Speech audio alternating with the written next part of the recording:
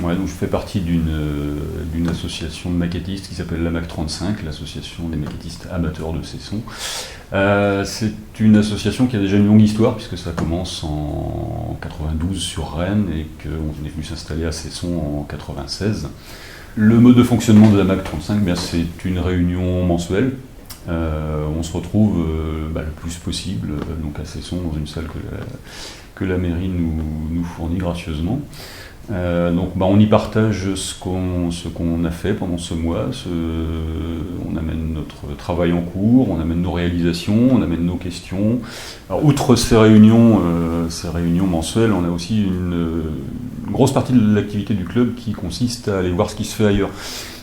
Par exemple, le jour où ce film sera diffusé, on part en Hollande, puisqu'il y a une grosse exposition en Hollande le lendemain. Donc là, vous avez la chance de voir un maquettisme dans son milieu naturel, donc la documentation, la maquette et puis le bazar qui va avec. Alors la maquette, c'est quoi ? La maquette, j'ai parlé de mon domaine à moi, c'est la maquette plastique. Là, par exemple, on a une maquette de blindés russes.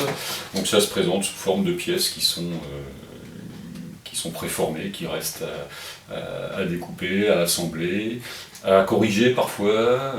Quand les maquettes ne sont pas assez fidèles, on refait les pièces. Et puis ensuite, il faut les peindre, il faut les mettre en situation, et puis voilà.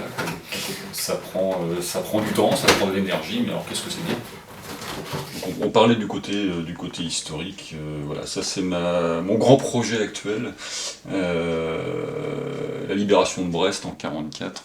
Moi, mon intérêt pour la réalisation de décors comme ça et de mise en scène, c'est de raconter quelque chose. Donc même si effectivement, d'un point de vue technologique, je suis pas, il y a des choses à revoir au niveau des maquettes sur la fidélité par rapport à l'original. Moi, ce qui m'intéresse, c'est de raconter un épisode avec ce qui va avec. Une maquette en résine, une maquette en plastique, ça aussi c'est du plastique, qu'il faut nettoyer, il faut assembler, et c'est un travail de longue haleine. Oui, c'est vrai que le gros moteur de cette passion, en fait, c'est l'histoire, puisque pour la plupart, on réalise des maquettes historiques. Ce qui implique d'avoir énormément de documentation. C'est vrai que maintenant avec internet c'est un peu plus facile.